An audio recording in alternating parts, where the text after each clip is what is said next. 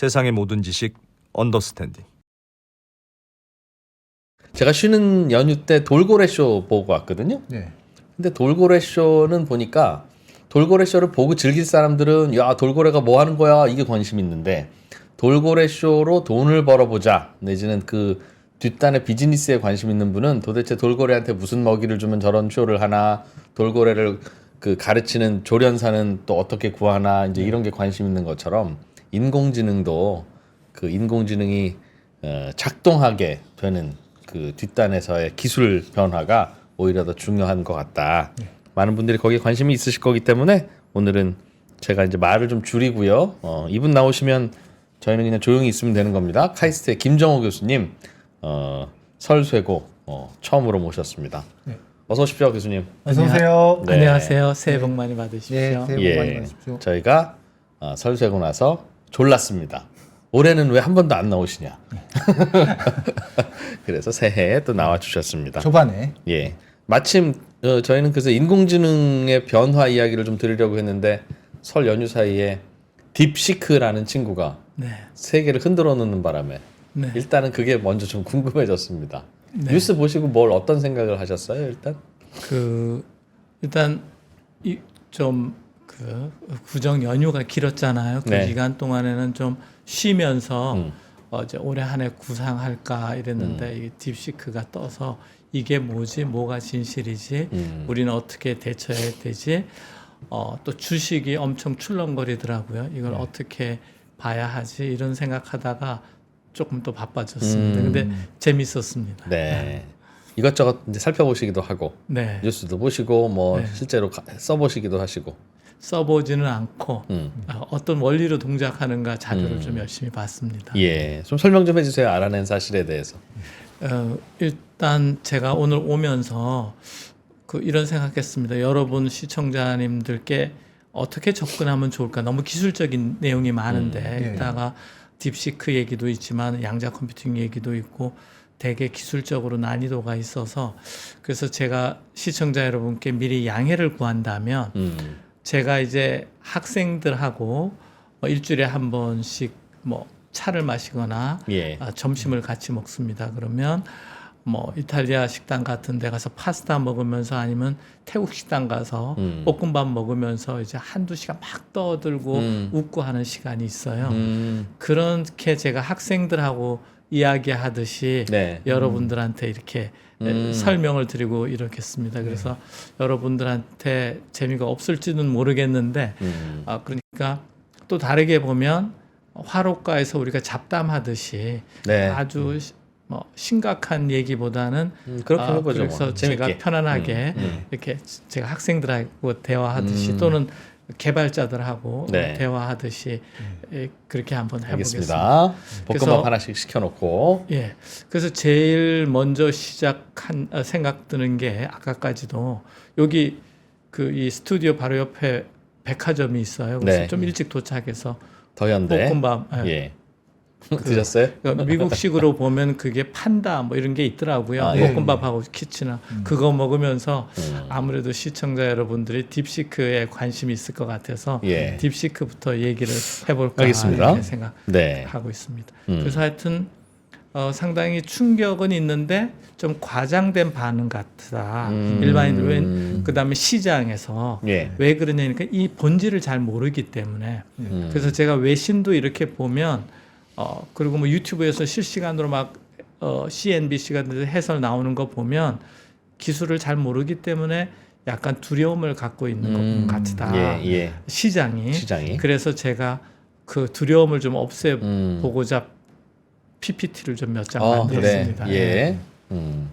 그리고 이 PPT를 보시고 그냥 궁금한 것 막 물어보시면 우리가 알겠습니다. 그냥 예. 점심 먹으면서 떠드는 시간이니까 네. 제가 최대한 성실하게 말씀을 드리겠습니다. 네. 그래서 우리 시청자 여러분들도 딥시크인데 뭐야 이럴 거 아니에요. 그래서 제가 한번 정리를 해보겠습니다. 자, 딥시크라는 거는 요 이제 슬라이드 켜주세요. LLM 모델이라고 합니다. 우리가 이제 인공지능이 예. 과거 이제 판별형 인공지능, 판별이라는 건 뭐 판단을 잘하는 거죠. 주식 투자하거나 뭐 바둑을 잘 그런 데서 요즘은 생성 인공지능이라 그래서 그림을 잘 그리고 음악도 작곡하고 영화도 만들고 글도 쓰고 예. 그런 생성 인공지능 시대가 됐는데 그 중에서도 LLM이라고 언어 전문 인공지능이 되겠습니다. 대표적으로 GPT가 있고 예. 뭐 라마가 있고 한데 미국이 오픈 AI가 최고다. 뭐 그런 자부심이 있는 거죠. 그런데 딥시크라는 게 중국에서 이제 누구나 쓸 수 있게. 근데 오픈 AI는 최근에 나온 GPT는 20불씩 돈 내고 써야 되는 거거든요. 예. 여기 공짜로 쓰게 그냥 나눠줬단 말이죠. 우리가 다운로드 받을 수도 있고 뭐 예. 변화시킬 수도 있고. 그러니까는 이런 그 수수료 경제를 가지고 그 AI 산업을 이끌어 가려는 미국 기업들한테는 찬물을 끼운 거죠. 공짜로 누구나 쓰라고. 물론 던져버렸으니까. 중국 기업은 뒤에서 누군가 돈을 대줬을 수도 예. 있죠. 저는 예. 공짜는 없다고 봅니다. 근데 겉으로는 자본주의 경제를 여기서 찬물을 쫙 끼운 거죠. 그것도 트럼프 대통령 거의 취임식에 맞춰서 아주 제대로 한 것 같습니다. 예. 그래서 이게 LLM인데 도대체 어떤 원리로 동작했기에 이렇게 성능이 좋은가. 리포트에 보면 수학 시험, 뭐 물리 시험 또는 코딩이라고 요즘 이제 인공지능이 코딩도 짜주는데 그 시험에서 경쟁 모델에 미국에 있는 경쟁 모델하고 비등하거나 더 잘한단 말이죠. 그래서 두 가지 질문이 있는데 어떻게 모델이 구성이 돼 있기 때문에 그런가.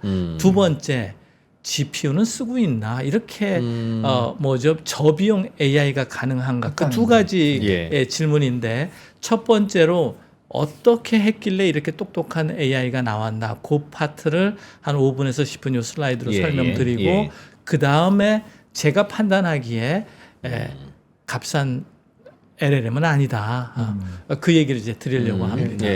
먼저 모델 설명부터 드리겠습니다. 우리가 이제 생성 인공지능이라면 제 한 학기 수업을 그림 한 장으로 이렇게 표현한 건데요. 인코더와 디코더로 이렇게 이루어져 있습니다.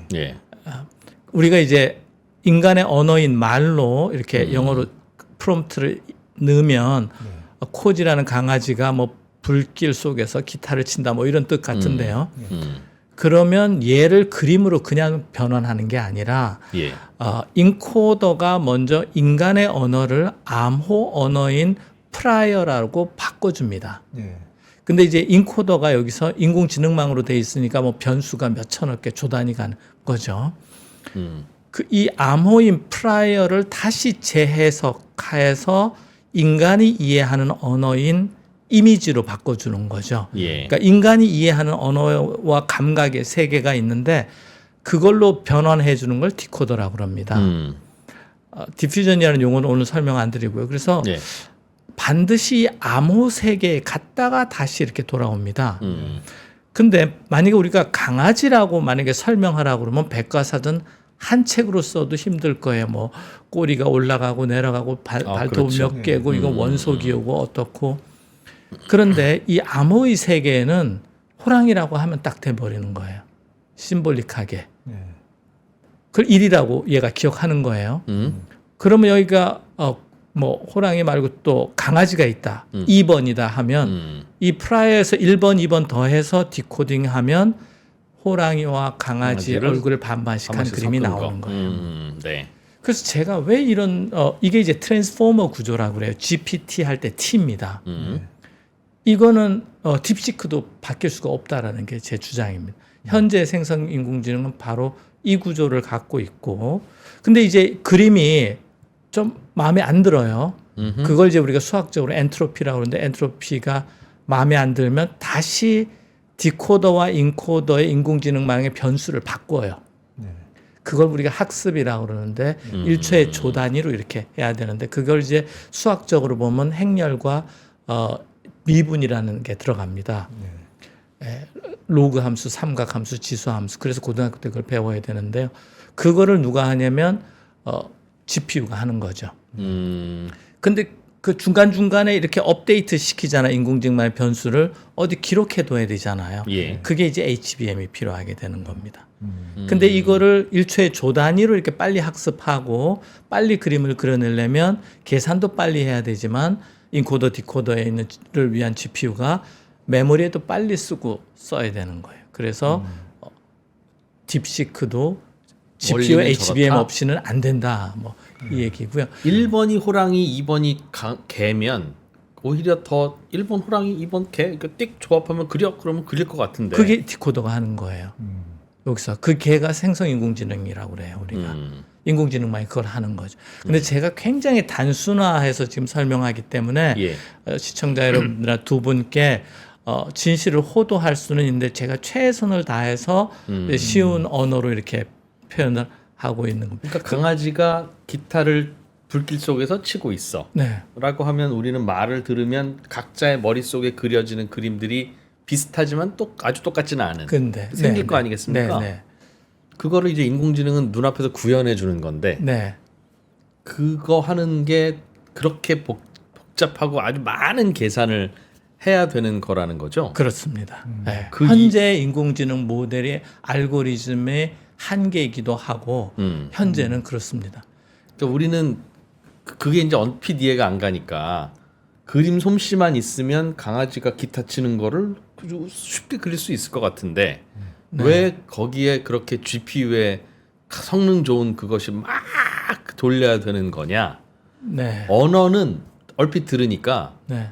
말을 배워서 하는 게 아니라 우리 인간이 내뱉고 글을 썼던 수많은 데이터를 비교해 보면 아버지가 방에 그러면 들어가셨다는 것들이 압도적으로 많기 때문에 그냥 아버지가 방에 들어가셨어요라고 말을 하는 거다. 지가 무슨 말인지 모르고. 네. 그러나 워낙 확률적으로 압도적인 많은 것들로 말을 하다 보니 이 자식 말 곧잘하네 라는 느낌이 드는 거다. 네. 라고 설명을 했으니까 야 그런 방식으로 말하는구나 알겠는데 그림 그리는 거는 조금 더 다릅니다. 좀 이거는 그거는 이제 슈퍼바이즈 러닝이라고 그래서 받아쓰기 하면서 이제 학습을 하는 건데 이건 세상에 없는 걸 만드는 거잖아요. 세상에 여기는 엔트로피라는 개념을 써서 맞다 틀리다 이전에 우리가 인간이 아름답다를 어떻게 표현할 거냐, 그걸 직관적으로 표현하는 함수가 저는 엔트로피라고 생각하고요. 오늘 이거 하면 이제 오늘 집에 못 가는 그 정도로 하고. 네, 그런데 저 프라이어라는 게 그래서 제가 생각을 해본 거예요. 왜 꼭 이 심볼릭한 암호 체계로 갔다 갈까? 그게 혹시 신의 언어가 아닐까? 우리가 하도 계산을 많이 하다 보니까 신하고 소통을 하게 됐나 뭐 이런 그냥 상상도 해보는데요. 어쨌거나 현재 아까 딥시크도 마찬가지고 생성을 지금 요 그림에서는 그림을 그리는 생성이지만 문장을 만들어내거나 책을 만들어내는 것도 요와 똑같은 구조와 원리를 갖고 있습니다. 중간에 한번 그러니까 번역을 해야 된다는 거죠. 기계어로 번역을. 기계어라기보다는 수학적인 언어, 암호의 세계라고 누구는 또 이걸 여기를 그냥 잡음의 세계로 표현합니다. 인간이 이해를 못하니까 잡음으로 들리는 거죠. 컴퓨터를 쓸 때 컴파일러를 쓰는 거와 같은 원리인 거예요? 아니면 좀 달라요? 컴파일러는 인간의 언어를 컴퓨터가 이해하는 언어로 바꿔주는 그렇습니다. 거죠. 여기는 뭔지 모르는 암호의 세계로 갔다가 오는 거니까 일종의 컴파일러 번역기라는 면에서는 비슷하다고 볼 수 있겠습니다. 일단 자 이제 넘어가겠습니다. 네, 아니 딥시크 얘기하려면 아직 너무 많으니까. 일단 첫 번째로는 딥시크도 생성 인공지능이다. 생성 인공지능이 갖는 공통적인 요소 지금까지는 트랜스포머 모델이 이렇게 생겼다. 두 번째는 그 중에서도 LLM이라는 거는 또 어떻게 됐을까 보면 입력을 I'm a boy라고 하면 저는 남자입니다. 이렇게 번역해서 나오는 건데 예를 들면 그러니까 토큰이라고 그러는데 입력이 언어, 출력이 언어로 나옵니다. 여기도 역시 인코더와 디코더로 이루어져 있고 단어가 들어가면 해석을 해서 암호 3개 4번으로 거친 다음에 이걸 다시 인간의 언어로 바꿔줍니다. 이 바꿔줄 때 번역이라는 형태가 될 수도 있고 보고서가 형태가 될 수도 있고 그렇습니다. 그래서 여기 오른쪽에 빨간 것처럼 인코더 디코더 구조를 갖고 있는데 언어 모델의 아까하고 또 다른 특징은 I am a boy라고 하면 기자님께 여쭙겠습니다. I하고 가장 관계도가 큰 단어를 뭐라고 생각하십니까? M이죠. 아 그렇게 생각하세요? 예. 기자님, I는 다음에 항상 M이 나오니까. 아이하고 U 아닙니까? 저는 보이라고 보는 거예요. 이 I am a boy에서 관계도가 그 가장 안에서? 큰 게 보이죠. 그렇죠. I가 보이니까. 네. 어는 중요하지 않아요. 왜냐하면 I라는 순간 단수거든요. M은 M이냐 was냐 뭐 우리가 인간의 성이 바뀌지는 않잖아요. 잘. 그러니까 I was a boy, I am a boy, I will be a boy 뭐 이런 관계는 덜 중요하잖아요. 예. 그래서 예. 학습을 통해서 하도 많은 책을 읽으면서 얘가 관계도를 학습을 해요. 언어를. 이렇게 점수를 매기는 거죠. 예. 그 점수를 매긴다는 건 이제 행렬의 숫자가 되는데 그거를 어텐션이라고 그래요. 예. 어텐션을 학습하는 거예요. 챗 GPT의 핵심 알고리즘입니다. 딥시크도 대충 마찬가지고. 배웠습니다. 그런 네. 거 얘기는. 그러면 인코더의 I'm a boy하고 디코더의 저는 남자입니다만 I하고 가장 관계 있는 게 저는일 수도 있고 남자일 수도 있고. 그러니까는 주제로 보면 남자고 번역으로 보면 저는이에요. 그러니까 다양한 각도에서 또 출력과 아웃풋 사이의 관계도를 또 학습합니다. 그거를 크로스 어텐션이라고 그러고요. 그다음에 이제 언어는 순서가 중요해요. 예. 그 입력 단어의 순서까지 학습을 합니다. 음흠. 예, 그래서 이 계산이 결국 또 행렬 계산이라서 예. 이게 아까 말씀드린 것은 GPU하고 HBM이 많이 필요하다. 그런데 책 한 권을 10만 단어를 주고 이걸 요약해 하면 10만 단어를 순서대로 읽으면 너무 긴 시간이 걸리는 거예요. 네. 그러니까 한꺼번에 입력을 시켜요. 사람은 어떤가요? 한 단어씩 읽잖아요. 그게 이제 CPU고 기존의 메모리라면 GPU하고 HBM은 한꺼번에 그냥 동시에 읽어버리는 거예요. 그걸 이제 패러렐 인풋이라고 얘기합니다. 거기 패러렐 인풋을 받아서 계산하는데 유리한 게 GPU고 메모리는 HBM인 거죠. 이따가 이제 양자 컴퓨팅도 얘기하겠지만 이런 기능을 할 수 있느냐 이제 이런 질문에 들어오면 이제 답이 양자역학이나 양자 컴퓨터 하시는 분하고 저하고 이제 의견이 갈라지는 거죠. 예, 그렇습니다. 그 다음에 이제 요 네 가지가 추가로 요번 그 딥시크에 들어가 있는 학습입니다. 첫 번째가 COT 학습 방법이라고 해서 Chain of Thought라고 그럽니다. 생각의 뭐라고 그러나요? 순서라고 그러나요? 엮임? 그러니까 과거에 이거를 우리가 리즈닝 영어로는 리즈닝이라고 그래서 논리 추론이라고 그러는데 제가 두 분께 수학 문제 하나 내겠습니다. 예. 제가 손에 테니스 볼이 3개가 있어요. 2개가 있어요. 근데 새로 테니스 볼 3개가 들은 캔 2개를 추가로 샀어요. 예. 그러면 토탈 몇 개가 되나요? 9개죠. 8. 2개 있다가 3개짜리 2개 샀으니까 8개. 그렇게 답하는 게 기존의 인공지능 LLM 방식입니다. 예. 근데 그렇게 학습하지 않고 제가 손에 몇 개 있어요? 먼저 물어봐요. 처음에 2개? 2개. 캔에는 1개 캔에 몇 개 들어 있어요? 3개. 그걸 캔 2개 사면 몇 개예요? 6개. 그러면 손에 든 거하고 그거 합치면 몇 개예요? 8개. 이런 식으로 질문을 하는 겁니다. 그래서 대답도 딥시크한테 질문하면 논리적으로 이렇게 나오는. 그러니까 시험으로 보면 주관식 시험 답만 하는 게 아니라 이제는 객관식 답만 하는 게 아니라 주관식 서술형으로 써주는 거예요. 수학 문제를 풀 때. 딥시크는 아니면 딥시크를 가르칠 때? 가르칠 때 그렇게 하고 대답도 그렇게 하고. 그런데 이게 아마 GPT-5.1인가요? 최근에 나온 그 논리 추론을 하는 그것도 이 COT라는 기법을 씁니다. 그래서 COT라는 단어를 자꾸 듣게 될 것이다. 그래서 얘가 논리적인 추론 능력이 뛰어나다. 그게 아마 그 여러 가지 테스트, 미국 뭐 수학 무슨 경시대 문제를 풀거나 이런 거 할 때 예. 딥시크가 잘한다. 뭐 사람들이 깜짝깜짝 놀라는 게 예. 체인 업 소트의 훈련을 받아서 그렇다. 가르칠 때. 예, 학습할 네. 우리도 아이들을 가르칠 때 그렇게 하죠. 조금 전에 교수님이 내신 문제를 못 알아들으면 야야 이리 와봐. 일단 손에 몇 개 있어 그럼? 2개. 캔 하나에 몇 개 들었다고 그랬지? 3개. 그 캔 몇 개 샀지? 2개, 그럼 캔에는 총 몇 개 들어있는 거야? 6개. 6개. 그럼 네 거랑 원래 거랑 합치면 8개. 그래 8개잖아. 이렇게 설명하잖아요, 당연히. 그렇게 하죠. 그렇게 하듯이 시킨 겁니다. 아, 인공지능한테도. 근데 그렇게 친절 아빠가 많지는 않을 것 같고요. 아. 보통은 자 가르치기 어렵죠. 그러면 근데 그 인공지능은 쉽게 배웠겠네요. 사람은 이렇게 가르치면 좀 쉽게 배우고 빨리 배운다는 그러려면 경험을. 제가 기자님 두 분께 질문을 순서대로 나눠서 하듯이 예. 학습할 때 그런 방법이 쓰여야 되는 거죠. 그렇죠. 그 과거에는 그냥 책 읽어, 무조건 읽어 그러니까 이렇게 데이터 때려놓고 네가 알아서 터득해봐. 읽어, 다 외우든가 뭐 확률적으로 하든가 이런데 이제는 친절한 선생님이 친절한 붙었네. 선생님이 돼서 가르쳐. 그러면 질문하는 사람이 그런 능력이 돼야 되는 거 아니에요. 그렇죠. 어떤 순서로 할 것인가. 예. 이제 그런 기법들이 뭐 몬테칼로 메소드라든가 뭐 수학적인 기법들이 있습니다. 예, 아니면 예. 뭐 그래프를 뭐 다이어그램을 이용하든가 결국 사람의 그래서 제가 지난번에도 수학이 중요하던데 그게 다 수학적인 사고거든요. 그런 생각 우리가 평소 때 자녀나 학생들한테 가르쳤을 때 썼던 좋은 방법 그걸 이제 수학적으로 표현하고 코딩해서 실제로 학습에 사용하게 딥시크의 누군가는 그렇게 한 했겠죠. 거다. 네.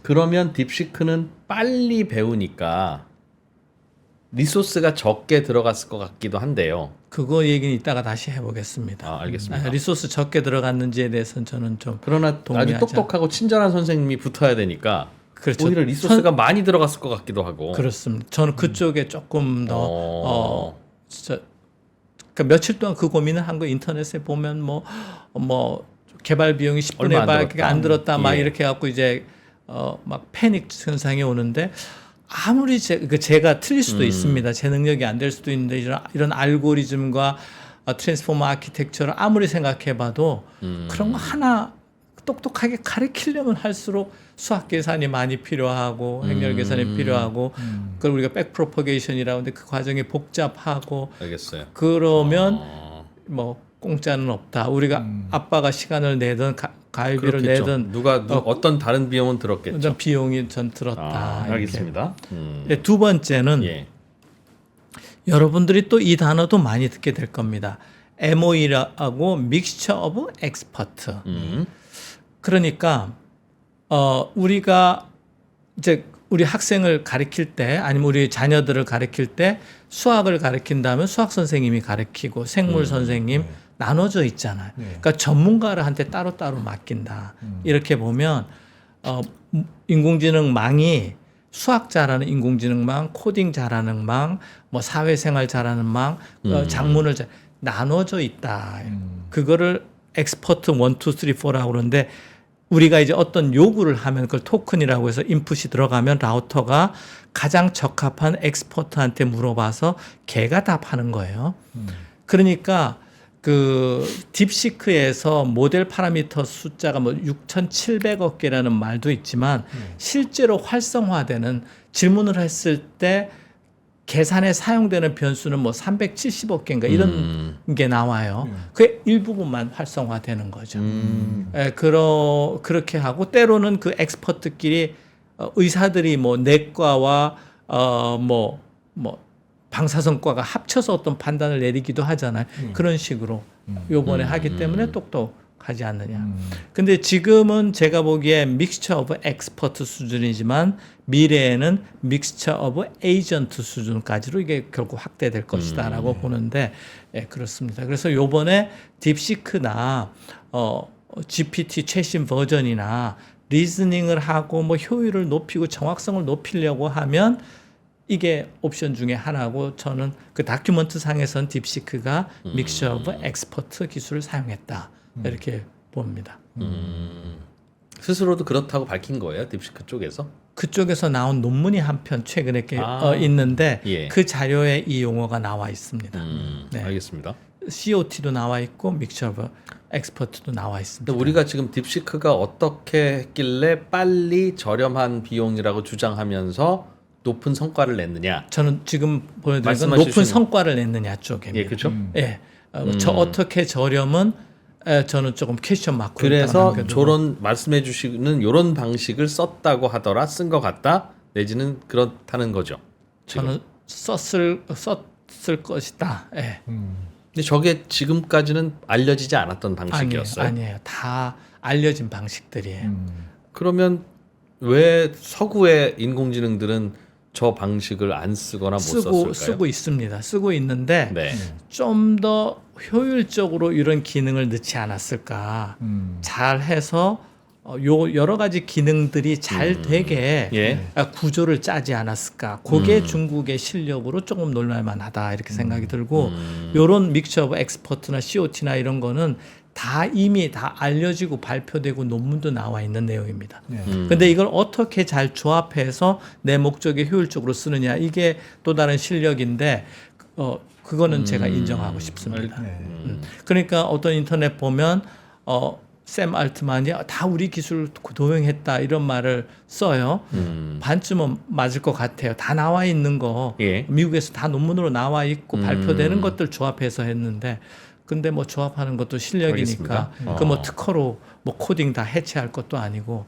근데 이제 샘 알트만이 조금 당황할 수 있는 거는 그 사람이 이걸 돈벌이 수준으로 생각해서 주가도 올리고 수수료도 받고 그래서 700조를 이렇게 투입하려고 했는데 여기는 어쨌거나 공짜로 나눠주니까 예. 김이 좀 빠진 거죠. 그래서 이제 김이 빠졌지만 스푸트니크처럼 그게 미국의 의지를 꺾었다, 샘 알트만의 의지를 꺾었다라고는 판단하지는 않습니다. 그런데 알겠습니다. 세 번째는 이제 강화 학습인데요. 슬라이드 좀 보여주세요. 예. 오른쪽 위에 네. 강화 학습인데, 이제 제가 그 인공지능을 만들었어요. 그런데 더 잘하도록 자꾸 개선을 해야 될 거 아니에요, 예, 그죠? 예. 아까는 정답을 주고 하거나 엔트로피를 보거나 이렇게 자꾸 개선해 가는데, 또 하나의 방법이, 그래서 아까 문제를 내요. 테니스 볼이 몇 개인가 틀리면 이게 틀렸으니까 다시 고쳐 하고 피드백을 주는 시스템이 강화 학습이에요. 예. 그걸 우리가 리워드라고 그러는데, 학교에서 시험 볼 때 잘했으면 사탕 더 주고 우리 어렸을 때 손바닥도 맞고 그런데 이런 리워드를 줘서 스스로 공부하면서 이렇게 개선해 나가는 방법이에요. 예. 그러니까 이거는 기존의 학습 방법은 잘못하면 혼내는 방법이거든요. 엔트로피라든 뭐 이런 거는. 예. 이거는 잘하면 칭찬하는 방법이에요. 예. 그러면 잘했느냐 안 했느냐를 누군가는 판단을 해야 되잖아요. 그렇죠. 알파고 같은 바둑에서는 바둑에서 이겼나 졌나로 판단을 하고, 예. 제가 강화학습으로 주식 투자 프로그램 짠다면 돈 벌었냐 안 벌었냐 이건데, 이 전에는 사람이 개입이 됐었어요. 잘했냐 안 했냐 등수 매기는 거를. 예. 아마 요번에는 인공지능망으로 한 것 같아요. 그 자체도. 네, 평가를 내리는 것도. 그래서 그거를 용어로 reinforcement learning, RL, AI feedback 해서 by AI, 그러니까 reinforcement learning by AI feedback. 그러니까 AI가 피드백을 주면서 이렇게 해요. 뭐 신기는 하네요. 그러니까 잘 됐는지 안 됐는지를 인공지능이 안다면 네, 그 녀석은 더 훌륭한 인공지능일 텐데. 네, 그러니까 조교가 학부생 가르치는 것처럼 네. 그렇게 했다는 뜻인 거잖아요. 예, 사람이 개입하기도 하고 그렇습니다. 그런데 그러니까 이런 기술이 다 우리가 생각할 수도 있고, 저희 연구실에서는 예. HBM을 이 강화학습으로 설계를 해요. 그러면 잘했느냐 못했냐를 판별할 때 컴퓨터 시뮬레이션으로 해요. 예. 그러니까 컴퓨터 시뮬레이션으로 잘했냐 뭐냐 점수를 매겨서 피드백을 줘요.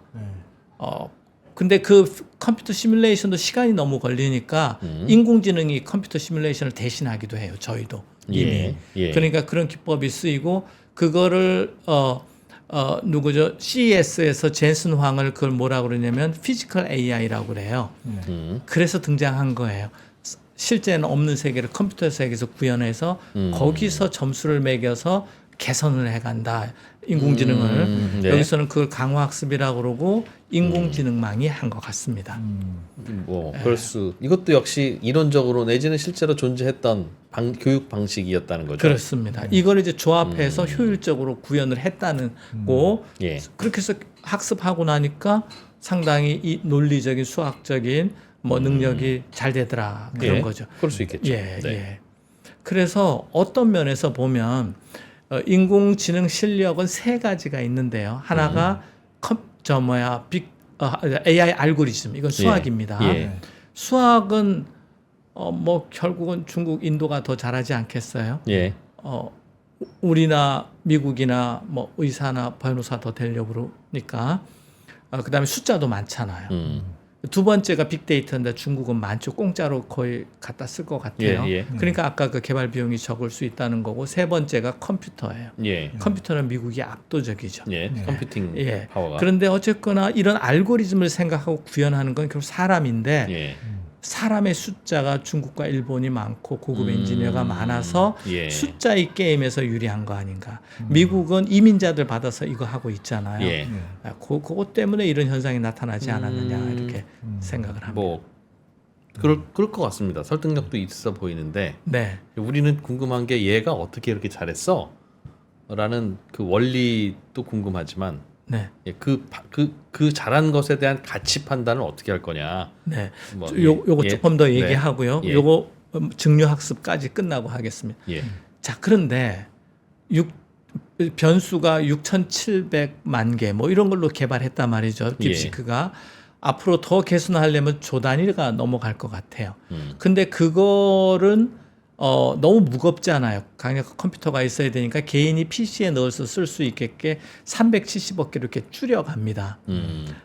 또는 아마 6,700억 개의 변수로 개발했다 하더라도 그 전에는 몇 조였을 수도 있어요.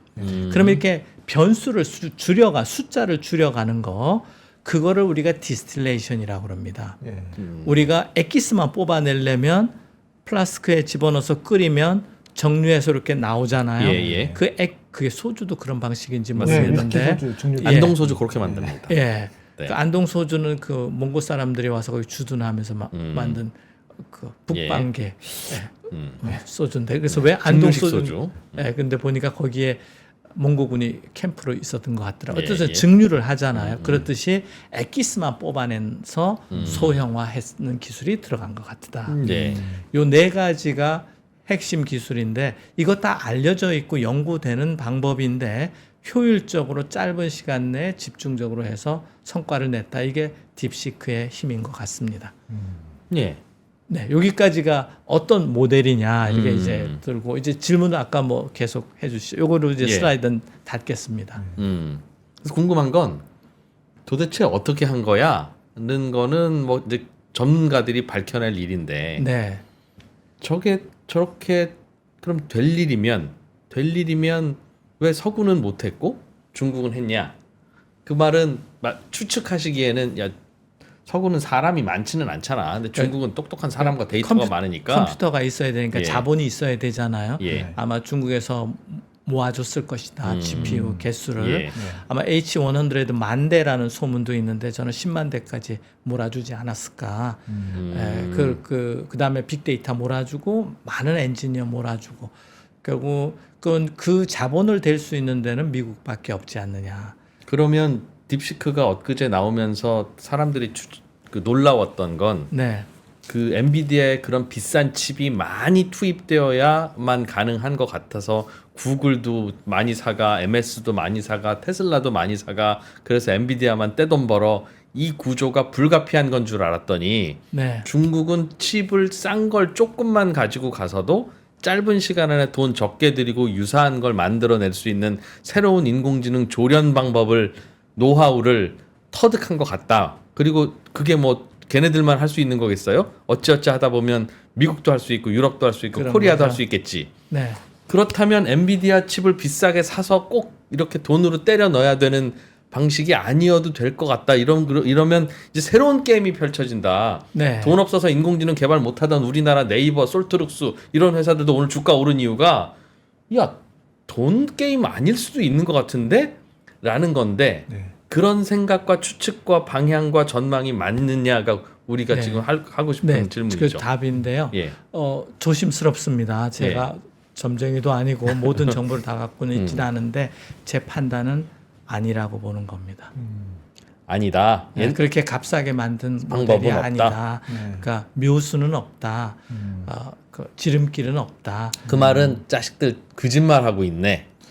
근데 거기서 마치- 공식적으로 발표했는지는 잘 모르겠습니다만 많은 사람의 추측이 이렇게 값싸게 저비용으로 예. 저비용 GPU와 반도체와 저비용으로 이렇게 짧은 시간에 만든다면 엔비디아 칩이 더 이상 필요 없는 거 아니야? 그렇습니다. 그러니까 엔비디아 주가도 떨어지고 SK 하이닉스 주가도 떨어지고 예. 뭐 이런 현상이 오는데 저는 아니다 이렇게 판단을 하는 겁니다. 아니다라고 판단하신 뭐 근거나 혹은 그런 그 좀 이 모델에 있을까요? 이런 원리가 들어가려면 예. 그렇게 값싸게 구현할 방법이 없다. 수학적으로 알고리즘을 짜봐도 조금 뭐 10% 효율은 더 날 수도 있겠죠. 실력 차이가. 예. 이렇게 몇 배 차이 날 수는 없다. 그게 제 판단이고 그러니까 미국과 중국 간의 쩐의 전쟁이 벌어지고 있는 거다. 그래서 미국 입장에서 하나의 제 가능성으로 예측되는 게 더 대중국 GPU 수출을 더 통제할 것이다. 이제 통제한다는 건 더 싸구려가 저사양도 통제를 하는 거죠. 그 말은 저사양으로 해냈다는 뜻이잖아요. 그러니까 통제를 하죠. 아니, 미국도 판단을 못할 수도 있는 거죠. 일단 모든 길을 다 차단하자. 혹시 저사양으로 해냈을 수도 있으니까. 예, 싹을 아예 잘라내자. 뭐 이런 전법으로 갈 수도 있고 예. 제 판단은 예. 그렇게 저사양으로 될 수가 없다는 건데 미국 정책 담당자들은 또 다르게 판단할 수 있는 거죠. 있을겠죠. 그렇지만 일단 그것도 폐쇄하고 고사양도 폐쇄해서 어떤 그 패스가 그러니까 뭐 직접 안 팔더라도 어떤 나라를 통해서 이렇게 수입이 될 수 수도 그런 있으니까요. 거를 집중적으로 다 막을 것이다. 그렇게 생각합니다. 그러니까 교수님 생각처럼 야 그게 어떻게 되겠어? 구글이 하던 방식, MS가 하던 방식대로 했겠지. 걔네도 뒤도 다 엔비디아 칩 수입했을 거야. 그게 뭐 어렵니? 말씀하신 대로 뒤로 돌아가면 가는 거지. 또 하나의 시나리오일 수 있는데 네. 중국이 새로운 방식을 개발했을 수도 있잖아요.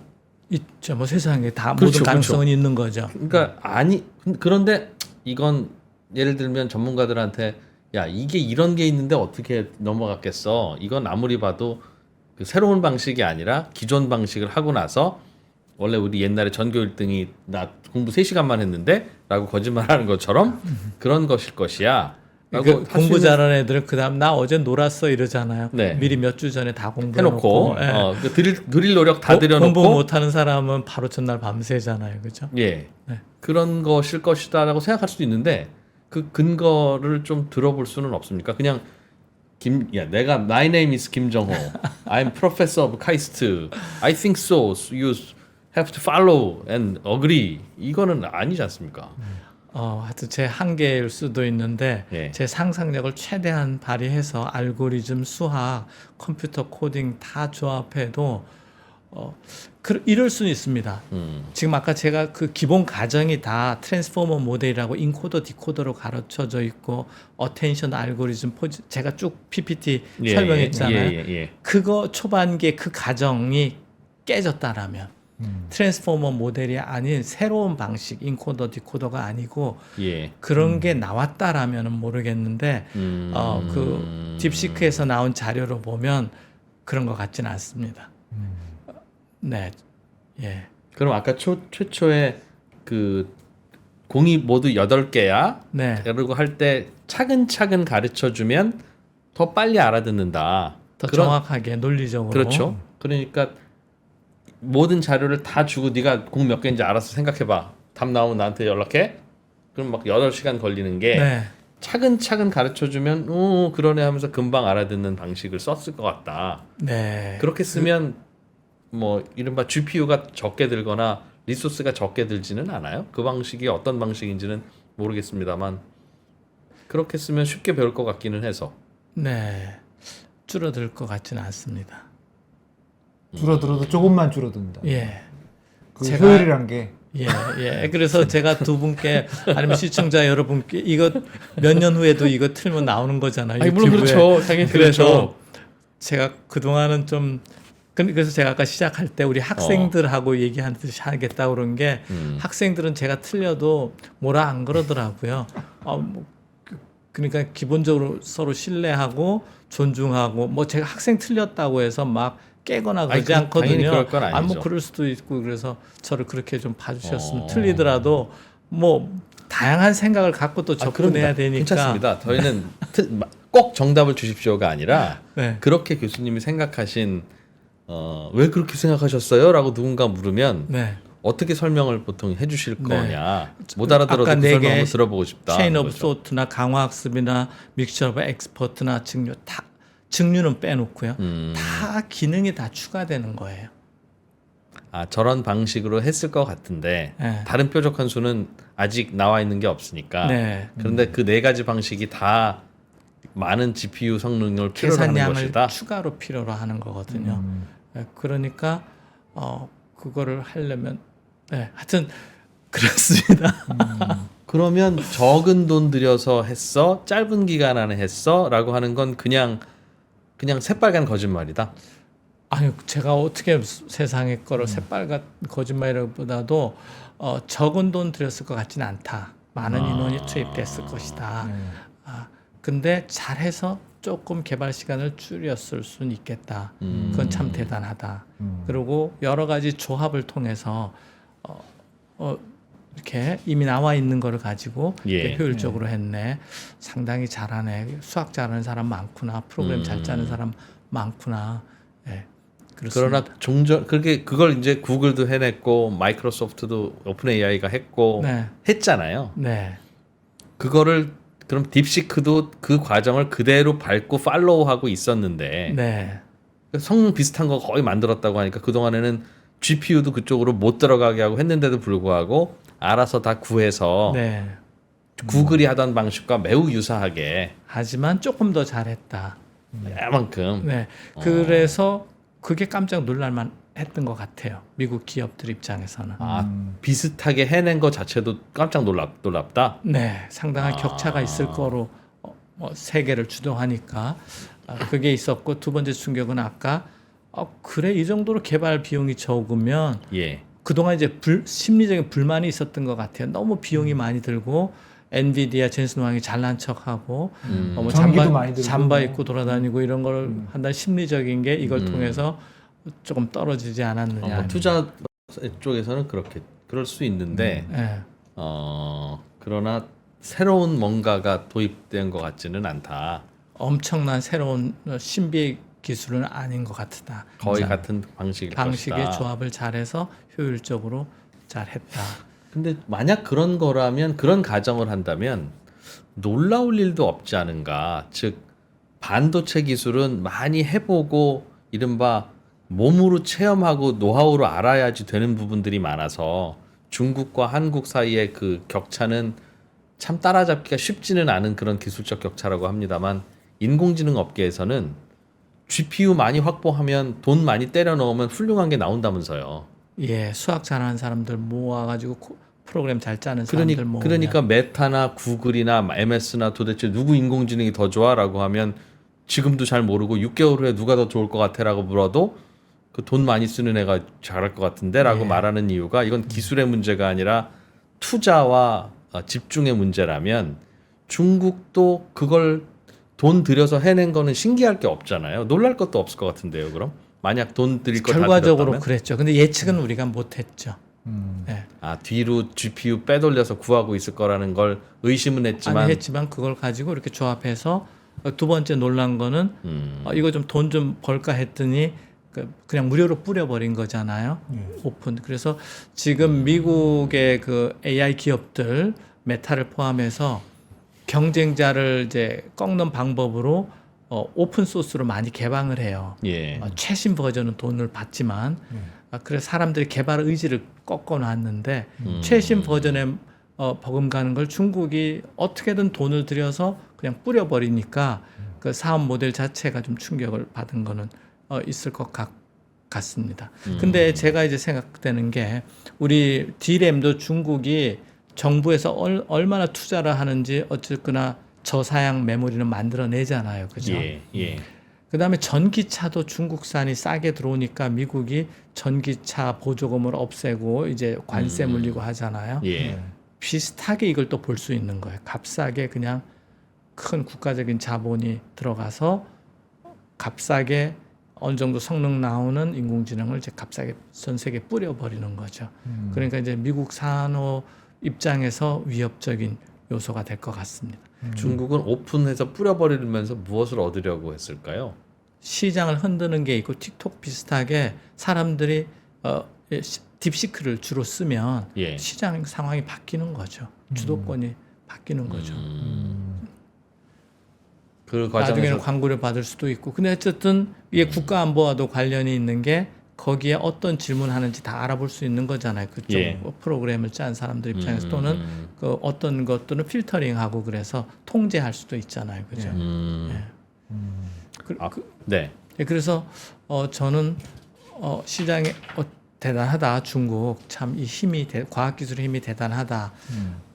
그렇지만 시장의 반응은 조금 과도하다 이렇게 생각이 들고 그 다음에 이제 그러면 제가 미국의 오픈 AI 샘 알트만이다 이러면 오케이 LLM은 비등해서 그 다음인 비디오 LLM을 투자할 것 같아요. 이제 영화를 만들어 주는 거죠. 그 다음은 이제 AGI라고 그래서 아까 엑스퍼트 에이전트를 여러 개 둬서 모든 내가 비용을 내는 만큼 의료, 법률, 교육 서비스를 다 해주는 나 맞춤형 에이전트를 만들고 그 다음에는 뭐 ASI 이렇게 아티피셜 슈퍼인트 일러 그냥 투자해서 달려갈 것 같아요. 한편으로는 중국의 반도체 수출을 막으면서 그렇게 하는 여기서 그냥 중국이 저렇게 따라오니까 이 산업 포기하겠다 안 그럴 것 같습니다. 제가 빙의를 해봤을 때 예. 미국의 산업 정책 담당하거나 내셔널 시큐리티를 담당한다고 하면 이거 나 그냥 포기하지 않을 것 물론 같습니다. 당연히 그래야죠. 그래서 오히려 중국이 따라올 거라고 예상을 해서 일부러 칩을 안 주는 조금 치사하지만 그것밖에 없다. 빅데이터도 중국이 더 잘하지. 인력도 중국이 더 많지. 네. 그럼 중국을 견제할 방법은 컴퓨팅 파워를 그래도 다행히 제한하는 서구가 만들고 네. 있으니 그걸 안 주는 방식으로 할 만큼 그러니까 네. 그렇게 치사하게 할 만큼 중국이 위협적이었던 거니까 네. 그 치사하게 했지만 그 칩을 다 뒤로 빼돌리든 어떤 중고나라에서 사든 사갖고 가서 했다면 네. 이 결과가 뭐 그리 놀라울 게 아니라 예상했던 결과 조금 놀랍기는 하면 이렇게 빨리 잘하는 게 였을 수 있을 것 네. 같아요. 그런데 저렴한 방식의 그거는 아니다. 앞으로도 계속 아닐 돈 것 싸움이다. 같다.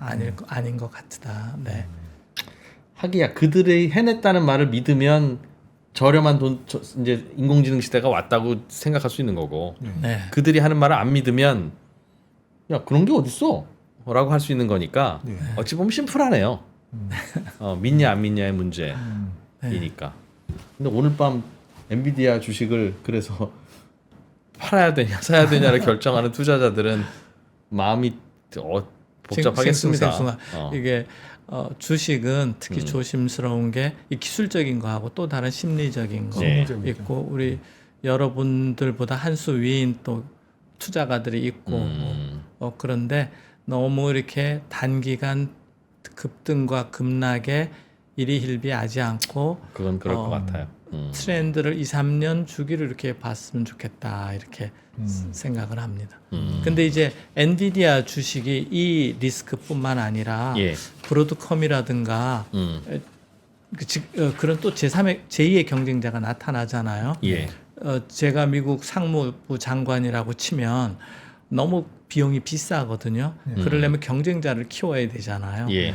그러려면 AMD나 인텔 GPU 칩을 쓸 수도 있고 가속기 칩을 쓸 수도 있는데 거기는 CPU 회사니까 또 다른 그런 기업들이 경쟁자 되는 건 원치 않고 지금 90%의 엔비디아 시장 점유율을 한 70%까지 떨어뜨리고 싶어 하고 그거를 차지할 회사로 브로드컴이나 뭐 이런 데를 열심히 아마 보고 있지 있는 것 않을까. 같다. 브로드컴은 설계를만 해주는 거잖아요. 예. 그러니까 이 마이크로소프트나 아마존 같은 데서 위협적으로 안 느낄 것 같아요, 자기한테. 그러니까는 우리는 고객과 경쟁하지 않는다는 모토로 아마 알겠어요.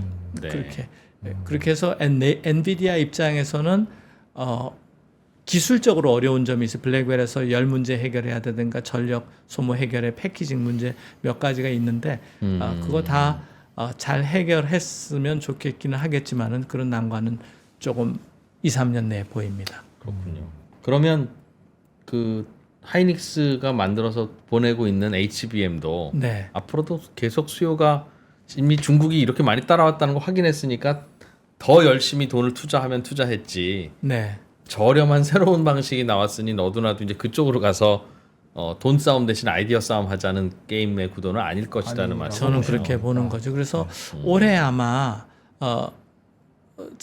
SK 하이닉스 HBM의 구매 계약은 다 끝났을 거래요. 그래서 내년께 2026년께인데 문제인데 저는 계속 오르막길을 탈 것이다 이렇게. 그러니까 그게 뭐 매년 30%가 될 수도 있고 10%일 수도 될 수가 있지만 투자하는 규모, 사들이는 규모는 사들이는 규모가 예. 지금까지 사들인 게 이제 소모품도 아니고 고장나서 버려야 되는 것도 아니고 계속 누적으로 쌓일 텐데 네. GPU는 네. 그럼에도 불구하고 그게 그 GPU가 투자되는 만큼 성능이 계속 향상이 되는 것에는 끝이 없을까요? 끝은 전기 소모량에서 올 것 같고요. 예. 기술적으로는 또 하나는 사용자가 늘 수 있습니다. 예. 우리가 하루에 생성인공지능 사용 시간이 몇 분인지 모르겠지만 네. 인터넷은 유튜브 같은 경우는 하루에 10분에서 30분도 하는 것 같아요. 네.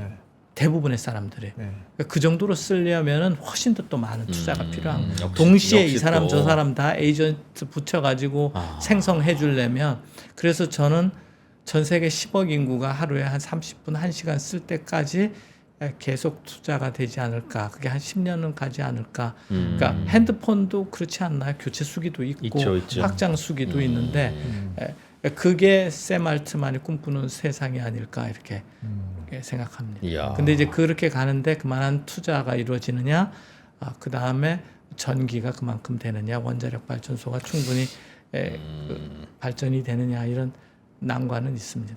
알겠습니다.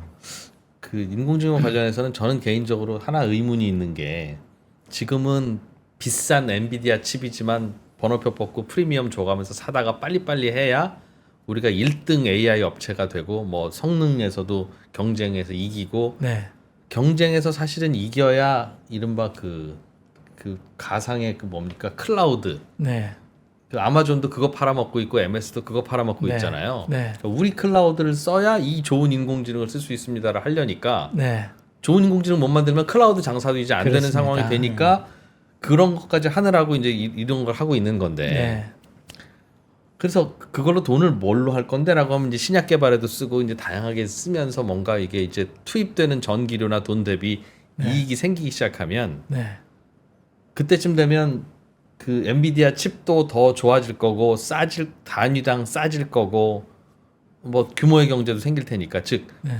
후발주자도 이거 시장 진짜 되네라고 생각되면 자 이제부터 돈 때려 넣자. 돈 때려 넣어도 돈 벌리는 게 확인이 되니까라고 하면 후발주자도 따라가서 할 수 있는 거 아닌가는 질문을 드리고 싶은 거예요. 네. 저는 이럴 것 같습니다. 선발 주자 되는 이유가 메모리도 그렇으면 초창기에 수익률이 높잖아요, 그죠? 예. 그거 가지고 재투자해서 이렇게 굴러가잖아요. 음. 후발 주자가 반도체 파운더리도 그렇고 디램도 그렇지만 그걸 쫓아가려면 비용이 10배는 더 들 수 있습니다. 그렇죠. 락인 효과라고 그러나요? 그런 것도 있을 것 같고. 락인 효과가 있을 것이다. 네. 지금은 락인 효과는 없는 것 같습니다. 아직은, 사람들이 네. 이것도 써보고 저것도 써보고 네. 좋은 거 나왔다면 그쪽으로 가고 네. 네. 뭐 여러 개 쓰는 분도 있고 왜냐하면 꼭 그걸 써야만 더 좋을 이유가 없으니까요. 네. 카카오톡 같은 거는 상대방이 저기 있으니까 더 좋은 게 있어도 카톡을 쓸 수밖에 없고 네. 아마존 같은 경우도 업자들이 다 거기 있으니까 네. 거길 쓸 수밖에 없는 이런 네트워크 효과가 있는데 인공지능은 얼마나 똑똑한 녀석이냐에 따라서 싹싹 움직일 수 있으니까요. 예. 후발주자도 돈 때려 넣으면 저렴하게 들어갈 수 있는 거가 아닌가 싶어서요. 아닌 것 같습니다. 예. 컴퓨팅 파워, 그 다음에 커스터머, 그 다음에 예, 데이터를 또 미리 확보된 게 또 학습의 피드백으로 쓰이고, 예, 이럴 수는 있겠습니다. 새로운 그 비즈니스 영역을 이렇게 개척할 수 있는 플랫폼 기업도 있지만, 그 얼마 전에 트럼프 옆에 서 있던 사람 중에 한 분이 오라클이라는 회사가 예. 있었어요. 그러니까 그 이제 B2B 비즈니스 하는데 B2B 비즈니스에 쓰겠다 이런 뜻으로 보여요. 그러니까 새로운 확장, 그 다음에 AI를 의료 산업에 쓰겠다. 그럼 의료 산업이 AI에 투자할 수 있고 이런 확장성은 있지만 먼저 개발해서 어느 분야를 자리 잡으면 2인자가 그 뒤집기는 훨씬 더 어려운 것 같습니다. 1인자가 돈을 벌고 있으면 메모리 산업처럼 삼성전자 하이닉스가 돈을 벌면 번 돈으로 또 투자하니까 3등부터는 투자할 돈을 어디서 구해올 수도 없으니 네. 없는데 지금 인공지능 1, 2, 3들은 돈을 오히려 쓰고 있잖아요. 쓰고 있는 거죠. 돈을 벌지 못하고. 네. 그러니 투자 여력은 후발주자 쪽이 더 있지 않나? 알겠습니다. 그 궁금한 게 또 하나 있었는데 요즘 그 양자 컴퓨터 이슈가 하나 있었습니다. 양자 컴퓨터 때문에 막 주가도 막 이렇게 올라간 것들도 많고요. 네. 또 전문가들 나와서는 야 30년 만에 되면 잘 되는 거야 네. 라고 해서 찬물 끼얹기도 하고 했는데 전문가로서 보시기에 양자 컴퓨터는 어떻습니까? 이렇게 제가 말씀을 시작을 하겠습니다. 지금까지 우리가 딥시크 얘기하면서도 컴퓨팅 파워는 필수적으로 필요해라고 필요해. 제가 계속 예, 강조한 말씀을 거잖아요. 해주시죠. 예. 컴퓨팅 파워와 디지털 계산과 메모리는 공짜가 아니야 이런 주장인데 그거를 기초로 해서 얘기를 확장하겠습니다. 그럼 컴퓨팅 방식은 인공지능 입장에서 제가 오늘 인공지능 입장에서 얘기해 보겠습니다. 네 가지 컴퓨팅 방식이 있다라고 저는 생각을 합니다. 예. 하나가 AI 슈퍼컴퓨터, 큰 데이터 센터 세워가지고 GPU, HBM 수만 대가 동시에 어떤 작업을 오케스트라를 받아서 협연을 하는 거죠. 그래서 학습비나 서비스를 하는 거죠. 두 번째 방식은 엣지 컴퓨팅이라는 겁니다. 그러니까 AI 슈퍼컴퓨터를 이용해서 AI 서비스를 받으려면 엄청난 자본이 있어야 되고 매번 내가 돌려야죠. 내가 거기에 종속이 되잖아요. 그러니까 내 핸드폰 안에서 내가 AI를 갖고 싶은 거예요. 내 데이터 여기 있고 내 정보 여기 있고 내 서비스 여기 받는. 그러니까 우리 텔레비전, 자동차, 드론, 스마트폰, TV 이런 거를 다 엣지라고 보면 쉽게 얘기해서 엣지에다가 AI 그 스마트폰에 AI를 집어넣으려고 하는 겁니다. 예. 그럴 때 하는 컴퓨팅 방식. 그래서 스마트폰에 들어가려면 우리가 거기에 들어가는 가속기 일종의 GPU죠. 그걸 NPU라고 보통 그러고 거기는 HBM이 들어가면 너무 비싸니까 LPDDR이라고 로우 파워 DDR 메모리를 집어넣습니다. 그러니까 성능이 상당히 제한되죠. 세 번째 방법으로 논의되고 있는 게 이제 퀀텀 컴퓨팅이고 예. 네 번째로 제가 생각하는 게 사람의 머리를 컴퓨터로 쓰는 거다. 아까 그 GPU 10,000대 쓰는 것처럼 예. 사람 10억 전 세계 인구를 연결해서 계산기로 사용하는 거다. 그래서 무슨 말? 예. 아직 현실화 아까 제가 테니스 공 몇 개냐 계산하셨잖아요. 예. 그렇게 시켜 먹는 거죠. 뭐. 예. 예. 그런 방식. 그런데 네 번째 방식은 제 상상의 사이언티픽한 상상이고요. 요 네 가지 방식이 있습니다. 예. 근데 장단점이 다 있는 거죠. 지금은 인공지능 알고리즘 자체가 AI 슈퍼컴퓨터에 유리하게 되어 있고 피지컬 AI라고 해서 자율주행 자동차에 인공지능 기능을 넣든 스마트폰에 넣든 휴머노이드에 넣든 모바일에 넣든 이렇게 하려면 지금은 어떤 방식이면 AI 슈퍼컴퓨터 계산을 다 해주고 인터넷으로 받는 거예요. 그렇죠. 내가 망으로. 중개 역할만 하는 거죠. 그걸 안 하려면 그래서 이제 그 엣지 컴퓨팅 AI가 조금씩 커지긴 하겠지만 생성 인공지능 ASI/AGI는 AI 슈퍼컴퓨터를 이용해서 이루어지는 세상이 될 것이다. 이렇게 저는 보고 그러면 AI 슈퍼컴퓨터가 되려면 더 성능이 좋은 GPU를 만들어야 되는데 네. 그 GPU 하나 갖고 안 되는 거예요. 그래서 예. 요즘 나오는 미래 AI 슈퍼컴퓨터는 패키징 하나에 GPU가 뭐 16개, HBM이 100개 이렇게 해서 세수돼야만 한 패키징 하나가 하나의 슈퍼컴퓨터가 단위가 되는 이런 방식으로 갈 수밖에 없고 또 이런 세수돼야만 하는 AI 슈퍼컴퓨터가 수백 대가 연결해야 되잖아요. 그럼 통신 이런 기술, 광통신 기술이 필요하고 냉각 기술이 필요하고 또 하나는 소프트웨어적으로 보면 일을 잘 분배를 해야 되잖아요. 너 이거 계산해, 너 이거 해. 너는 이 커스터머 를 위해서 생성해 놓고 일을 분담해야 되잖아요. 이런 그런 소프트웨어가 중요하고 그게 그래서 클라우드 서비스 업자들이 그런 소프트웨어를 많이 했기 때문에 유리하고 네. 브로드컴이 그런 소프트웨어를 또 많이 확보를 했고 그 다음에 또 하나는 갑자기 전기가 나갔다고 쳐요. 그러면 그때까지 몇 달 걸리는 학습인데 한 달 걸리던 걸 어디다 저장을 순간적으로 해야 될 거 아니에요. 그러니까 비상사태에 대비하는 거. 그래서 다시 전기가 와서 학습을 하더라도 거기서부터 하게 한다든가 예. 누가 하나 반도체 하나가 사고 쳐도 딴 걸로 대체해서 이렇게 학습이나 서비스를 한다든가 예. 그다음에 해킹을 안 당하게 한다든가 굉장히 높은 레벨의 소프트웨어 매니지먼트가 필요합니다. 제가 이렇게 자료를 보면 제일 앞서가는 쪽이 마이크로소프트 애저로 보입니다. 인공지능 개발에 관한 한 인공지능 슈퍼컴퓨터의 소프트웨어, 하드웨어 매니지먼트는 예. 이제 구글과 아마존도 잘하고 있을 것이라고 생각하는데 이렇게 자료를 통해서 봤을 때는 마이크로소프트 애저 담당하는 CTO가 발표하는 거 보면 귀에 팍팍 꽂혀요. 그래서 저 사람들 잘하고 있구나. 제가 이해하는 레벨에서는 네. 그렇게 생각이 듭니다. 근데 양자 컴퓨팅은 그냥 또 다른 얘기잖아요. 네. 그런데 이제 그 기존의 엣지 컴퓨팅이든 AI 슈퍼컴퓨팅이든 다 실리콘을 기반으로 해요. 그러면 논리적으로 1과 0이 왔다 갔다 하는 거예요. 예. 그래서 논리적으로 보면 1과 0이라는 숫자가 들어오면 and or not이라는 수학적인 로직을 통해서 덧셈 곱셈 하고 그걸 순차적으로 하게 돼 있어요. 그 순차적으로 하는 방식에 그 순차의 시계가 필요한데 그걸 클락이라고 그래요. 예. 근데 어쨌거나 1과 0이 아까 그 모델 파라미터가 뭐 6천억 개, 딥시크가 6,700억 개가 일주일에 한 번씩 켰다 껐다 하는데 네. 이게 켰다 껐다 한다는 건 전기적으로 뭐냐면 스파크가 일어난다는 뜻이에요. 예. 1이라는 거는 플러스 전하가 있는 상태로 설명할 수 있고 0이라는 거는 마이너스 전하가 있다라고 이렇게 제가 캐패시터에 그렇게 있다고 보면 그거를 지우는 순간 0과 1이 만나요. 스파크가 일어나요. 그러니까 열이 나는 거죠. 스파크가 팍팍팍 튀는 거예요.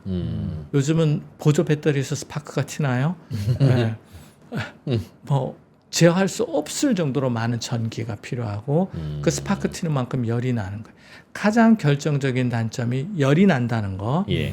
두 0과 1을 번째, 바꾸는 과정에서 예. 예. 계속 논리 계산을 해야 되니까 해야 1과 되니까. 0 사이. 그 다음에 순차적으로 덧셈 곱셈을 하는 방식으로 돼. 프로그램도 그렇고 논리회로 CPU의 계산기도 그렇고. 예. 그러니까 시간이 걸려요. 예. 그래서 우리가 챗GPT 써보면 바로 답이 오는 게 아니라 조금 그렇죠. 있다가 맞아요, 오고 맞아요. 단어 하나씩 튀어나오는 시간이 걸려요. 예. 마치 생각하는 건 주르륵 쭉 나오잖아요. 그게 시간 걸려서 하는 거예요. 그걸 우리가 스루풋이라고 그래요. 지금은 그 스루풋 챗GPT가 천천히 나오는 이유 중에 90%가 HBM의 성능이 안 받쳐서 그런 거예요. GPU가 문제가 아니라 예, 그게 이제 HBM의 비밀 중에 하나예요.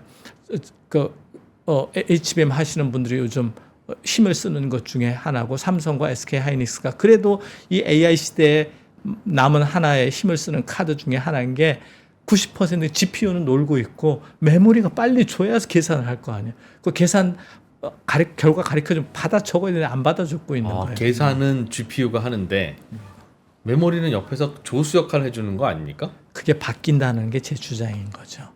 그래서 제가 요즘 연구실에서 연구하고 있는 건 HBM 센트릭 컴퓨팅이라고 해서 HBM이 계산의 주인이 되고 GPU는 옆에 붙어서 도와주는 기계로 바꾸자라는 게 제 요즘 연구 주제입니다. 너무 기초 질문인지 모르겠는데 이제서야 궁금해서 네. 인공지능이 그 계산을 하고 답을 내주는 과정에서 GPU는 무슨 일을 하고 HBM은 무슨 일을 하는 거였어요? 우리 교실에 예. 옛날에 학원 주산 학원 다녀서 계산 잘하는 학생이 있어요. 예. 그럼 칠판 가득히 글자 쓰면 1초 만에 다 계산하잖아요. 예. 걔가 GPU예요. 예. 근데 그런 애가 몇만 애가 옆에 앉혀져 있어요. 예. 많아요. 강당에. 예. 그러니까 엄청난 계산을 하는 거죠. 하겠죠. 그런데 그 사람들이 계산하고 싶은데 칠판 지우고 다 써야 되잖아요. 거기서 시간이 다 걸리는 거예요. 그 다음에 칠판 지우고 나서 새로 쓰는 동안 전에 있는 칠판을 그러면 또 다른 방법이 칠판을 10개를 두고 미리미리 써놓는 거예요. 네. 그럼 이거 계산 끝나면 다음 거 올라와. 그게 이제 HBM이 여러 개 쌓이는 이유 중에 하나입니다. 너무 어려운 얘기를 단순화시켜서 전공하시는 분들 입장에서 저를 뭐라고 나불러질지 모르겠는데 본질은 맞습니다. 계산은 빠른데 칠판이 부족하구나. 그래서 제 미래의 꿈이 예. HBM이 뭐 데이터만 주고 수동하지 말고 우리가 명령을 내리자. 내가 데이터 갖고 있으니까 GPU 보고 너 계산해 와. 그럼 계산해 오겠습니다. 그걸 기다려. 이렇게 하는 걸로 바꾸자. 예, 그런 생각을 갖고 그런 아키텍처를 연구하고 있는데 어쨌거나 그 AI 슈퍼컴퓨터 디지털 실리콘 기반이 우리가 두 개가 중요한 게 있으면 스루풋 얼마나 빨리 단어를 생성하느냐 LLM이 두 번째가 첫 단어가 얼마 후에 나오느냐 세 번째로 몇 명이 동시에 사용할 수 있느냐 요 세 가지가 중요합니다. 네 번째로 하나 더 추가한다면 전기료가 얼마가 드냐 다 곱셈이에요. 그렇죠. 어느 하나가 떨어지면 이게 상품성이 없는 거예요. 그렇죠. 근데 지금은 AI 슈퍼컴퓨터가 있고 세 개, 레이턴시, 스루풋, 뭐라 그랬죠? 하여튼 사용자 수, 근데 전력 소모가 많이 든다는 거. 요거 하나만인데 그건 돈으로 때려 넣고 있는 거죠. 네, 그래서 그럼 엣지 컴퓨터는 뭐냐? 스루풋과 레이턴시가 안 나오는 거예요. 그러니까 아주 경량화된 모델. 아까 디스틸레이션, 그 딥시크 할 때 디스틸레이션 얘기도 했는데 아주 작은 경량화 모델만 쓸 수 있게 됩니다. 그러니까 이거를 깰 수 있는 새로운 컴퓨팅 방법이 없어 하다가 사람들이 논의되고 있는 게 이제 퀀텀 컴퓨팅이 되겠습니다. 네. 이제 인트로덕션이 됐어요. 됐어요. 지금부터 이제 예, 질문을 하시면 이제 또 계속 그래서 계속 갈까요? 네네네. 네. 재미없으시면 아닙니다. 재밌습니다. 네. 예. 근데 이제 오래 걸린다고 젠슨 왕이 얘기해서 그것 때문에 그런 거죠. 네. 그건 전 젠슨 왕편입니다. 네. 마크 주커버크도 그렇게 얘기하고 있고 30년은 20년, 30년. 저는 이제 실리콘 반도체를 보면 1970년대쯤으로 보는데요. 네. 그런데 이제 퀀텀 컴퓨팅 하는 D-Wave, IonQ 뭐 이런 분들이 나와서 얘기하는 거 뭐야? 벌써 쓰고 있는데 뭐 이렇게 이게 서로 관점의 차이가 있는 것 같은데 AI 서비스 관점에서 보면 초기 단계다 이렇게 봅니다. AI 서비스에 퀀텀 컴퓨팅을 쓰려면 시간 많이 걸리는데 그러니까 개발 그렇게까지 가려면 기술적으로 난제가 많이 남아 있다. 예. 첫 번째는 AI 알고리즘이 아까 행렬 곱셈하고 저장하고 이걸 반복한다고 그랬잖아요. 네. 양자 컴퓨팅은 계산은 빨리 해요. 그게 이제 그러니까 중첩과 얽힘 현상이에요. 두 분 중첩과 얽힘 현상을 이해한다고 갈까요? 아니면 배웠습니다. 설명해 드릴까요? 뭐 설명 한번 해보세요. 맞게 설명하라 보게. 저희도 조금 네. 배웠거든요. 본질적으로 원자 레벨이 가면 파동이라는 거예요. 입자가 아니라 네. 전자나 이런 게 성질이 바뀌죠. 입자가 아니라 파동이니까 사인 함수로 표현된다는 거예요. 이렇게 우리 음파처럼 이렇게 흘러다니는 건데 그게 1번입니다. 그런데 우리가 기타를 치면 도 치면 200Hz라고 쳐요. 도가. 그럼 200Hz만 있는 게 아니라 400, 600이 동시에 소리가 나요. 그러니까 여러 개가 동시에 존재하는 거죠. 그러니까 1과 0이 동시에 존재한다. 파동에서. 그걸 이제 큐빗이라고 그러죠. 그런데 디지털 컴퓨터는 D램이나 GPU는 1이면 1, 0이면 0만 존재하지. 뭐 확률적으로 파동으로 이걸 수도 있고 저럴 수도 있지 않습니다. 그러니까 관측하는 순간 양자에서는 1과 0이 드러나는 거죠. 그 다음에 얽힘이라는 현상은 꼭 오케스트라처럼 여기 기타 바이올린이 있으면 서로 들으면서 연주를 하잖아요. 그러니까 서로 커뮤니케이션을 서로 연결이 돼 있는 거예요. 내가 큐빗 하나 기타 한 대 도 치는 거하고 바이올린도 저기 첼로도 다 이렇게 연결해서 서로 들으면서 영향을 받으면서 어떤 소리를 내는 거죠. 그게 결국은 화음이 될 수도 있고 그런데 그게 중첩 현상인데 결국 이것도 역시 파동성에서 오는 것이다. 근데 이제 이런 현상을 보려면 영하 270도인가요? 절대 온도까지 낮춰야 되는 거죠. 그 주변에 방해 요소가 없어야 되는 거죠. 방음벽이 다 설치돼 있어야 되고 그런 조건이 있는데 자 어떻게 양자 큐빗을 이렇게 100개 오케스트라를 단월 100명, 1000명에서 큐빗해서 어떤 상태를 딱 도 치세요 하면 도 뭐 이렇게 해서 소리가 났다고 하면 이제 듣겠죠. 오케스트라 지휘자가 듣고 이거는 몇 도 화음이야 이렇게 읽어내는데 뭐 하나하나 다 연주시키는 게 아니라 동시에 딱 듣고 큐빗의 상태를 읽어낸다는 거죠. 거기까지는 좋은데 양자 컴퓨팅이 그러면 그걸 어디다가 쓸 거냐에 대한 어려운 점이 있어요. 예. 그래서 제가 보기에는 뭐 암호를 푼다든가 예. 아니면 최적화 문제 이게 아름다운 소리가 내는 그 음이 있듯이 최적화 문제가 있는데 최적화 문제를 풀 수 있다 이렇게 주장하는 거예요. 예. D-Wave 계열이 있고 뭐 구글 계열이 있고 그렇습니다. 그런데 인공지능하고는 별 관계가 없어요. 알고리즘 상으로. 인공지능은 덧셈 곱셈 하는 거잖아요. 예. 여기 그 얽힘과 중첩이 덧셈 곱셈 하려면 너무 복잡해. 그 다음에 그렇습니다. 그리고 그 다음에 메모리에 기억을 시키고 뭐 이런 행렬 계산을 해야 되는데 아직까지 제가 알기로는 그 알고리즘이 아직 못 찾은 것 같고요. 그게 1번이고 두 번째 양자 컴퓨팅에 결국은 쓰고 읽어야 되잖아요. 그걸 반도체가 한다는 거예요. 그러니까 반도체가 밭을 내게 된다는 거고요. 아, 양자 컴퓨터는 이 프로세서 기능은 하는데 핵심 네. 두뇌 기능은 하는데 그것만 가지고는 안 되니까. 그러니까 너 이거 계산해 뭐 하고 질문을 줘야 될 거 아니에요? 또 칠판에 문제가 생기는 건 예. 거예요. 그걸 쓰는 칠판이 반도체고 그럼 인간의 언어 덧셈을 해 할 때 딥시크에 뭐 COT를 계산해 할 때 하고 양자는 우리 인간의 말을 이해 못 하잖아요. 예. 중간 단계에 소프트웨어가 필요한 거예요. 컴파일러가 필요한 예. 거예요. 그런데 디지털 시스템은 우리가 어렸을 때부터 제가 대학교 1980년대부터 공부해 본 바르면 다 자동화가 됐어요. 쿠다 같은 소프트웨어도 있고 양자 컴퓨팅은 잘 안 보여요.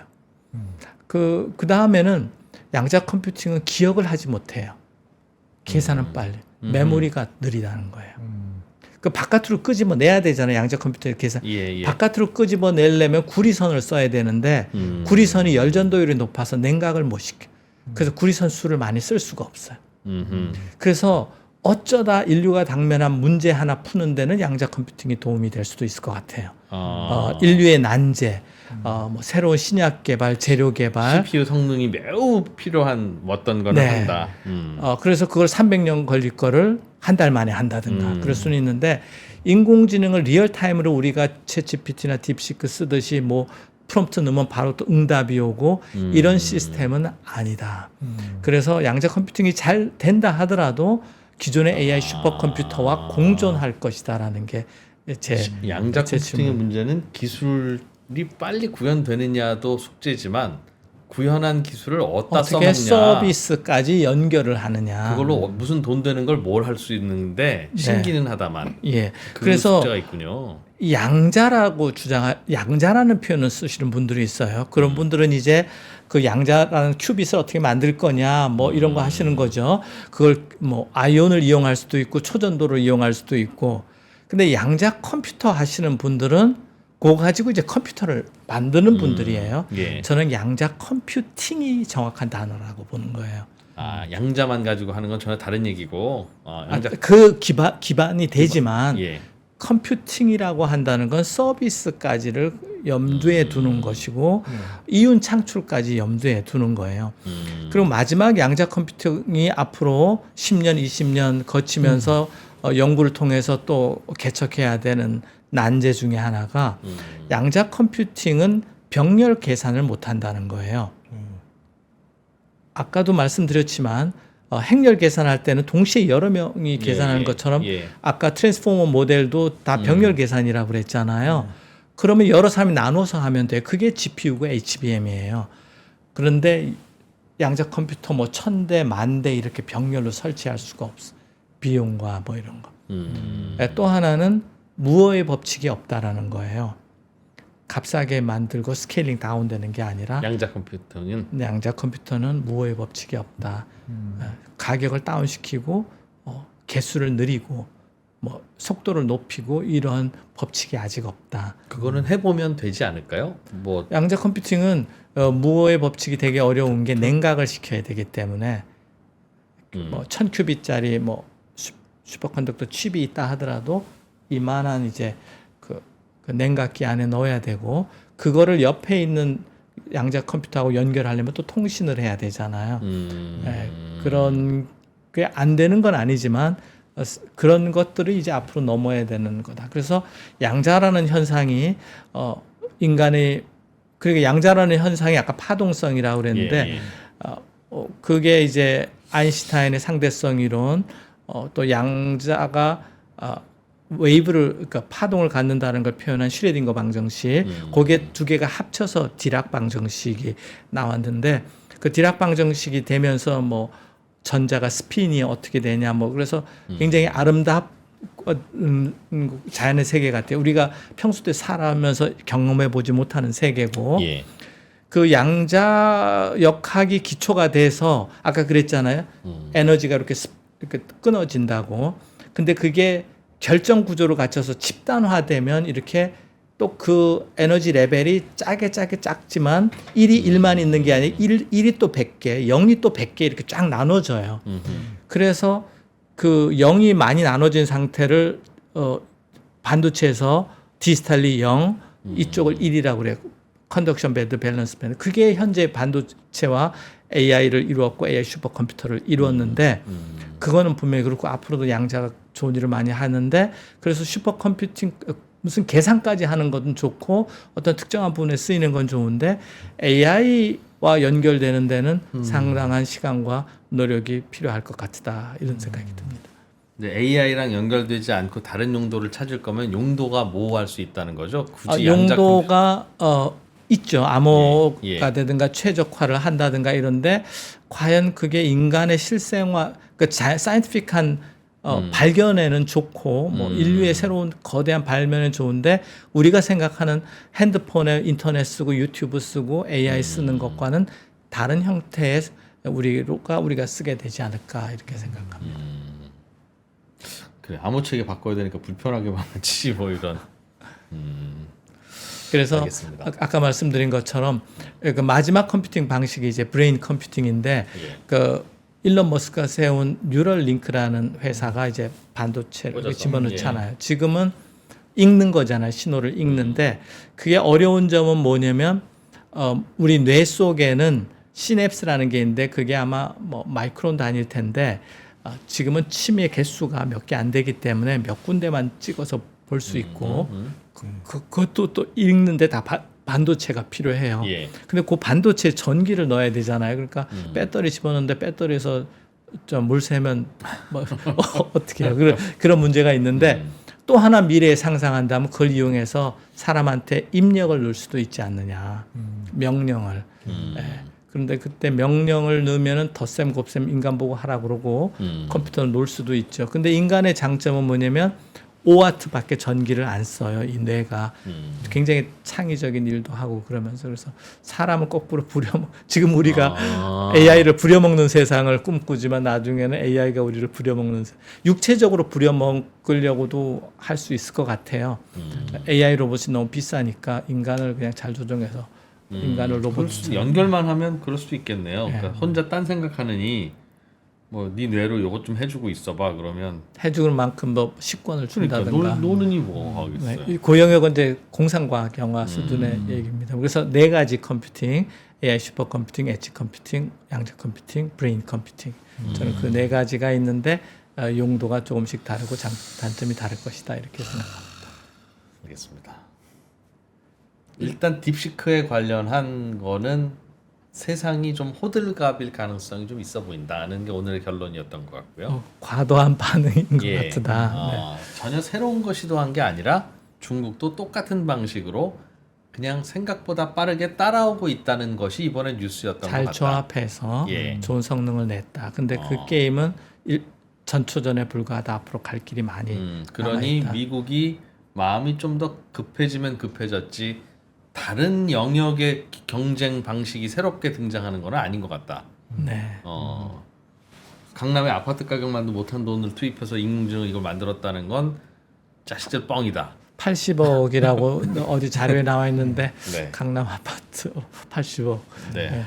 뭐 그 정도예요 요즘. 큰 아파트 대형은 그렇다는 거고. 저도 그게 제일 궁금했어요. 그러니까 전교 1등인데 몰래 공부를 해서 잘한 건지 아니면 어떤 독특한 이제까지의 학습하고 다른 걸 뭘 한 건지라는데 네. 하여튼 그건 아니라는 네. 걸로 보인다. 그 학습 방법에서 미리 공부 열심히 했을 거다. 그런데 이건 있을 수 있습니다. 또 학습 방법 중에 하나가 아까 4가지 방법에는 안 넣었지만 RAG라고 쪽지 시험 공부하는 방법이 있어요. 중간중간 모범 답안을 주면서 공부해 하는 또 방법이 있어요. 전체 공부 다 시켜놓고 쪽지로 핵심적인 거 시험 앞두고 시키는 방법이 RAG라고 Retrieval Augmented Generation 방법인데 그런 방법을 제가 자료에는 안 나왔지만 이런 방법도 쓰지 않았을까. 그러니까 미리 공부는 했다. 그러면 시험 전날은 정리된 요약 공부는 했을 가능성이 있다. 근데 그런 식으로 학습을 시키더라도 GPU는 많이 필요한 더 겁니까? 필요하다는 거. 그런 방식으로 시키려면 추가로 해야 되니까. 그러니까 제가 이런 거는 있습니다. 제가 이제 GPU, HBM 거기에 좀 몰입되고 꽂혀져 있잖아요. 그러니까 우리가, 예. 그리고 GPU를 HBM으로 집어넣자 막 이런 거에 몰입돼 있으니까 제 개인적인 성향이 좀 반영돼 있다고는 생각을 합니다. 그 그래서 전망에는. 제 예측이 틀리거나 이러면 언제 기회 있을 때 사과드리겠습니다. 근데 저는 요 며칠 최선을 다해서 제 나름대로 이렇게 판단을 했습니다. 네. 말씀하신 그런 방식, 영리한 방식으로 교육을 시켜도 GPU가 더 많이 들면 네. 왜 그런 방식으로 해요? 뭐가 좋길래?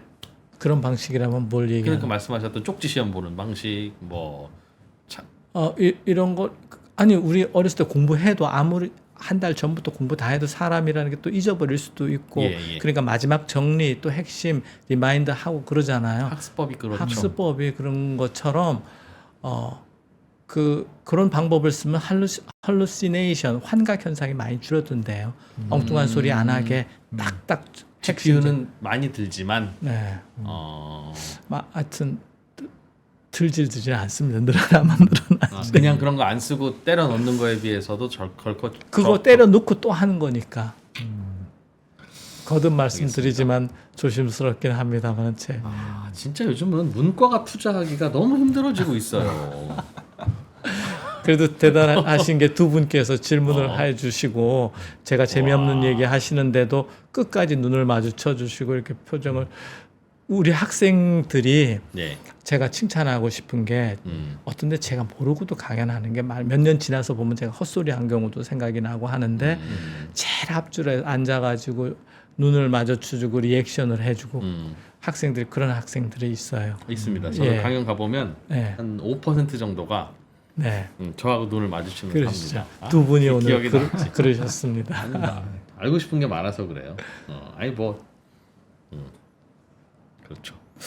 알겠습니다. 저희가 또 인생의 고민이 있을 때마다 또 한번 종종 모시겠습니다. 카이스트의 김정우 교수님이었습니다. 고맙습니다. 네, 감사합니다. 고맙습니다.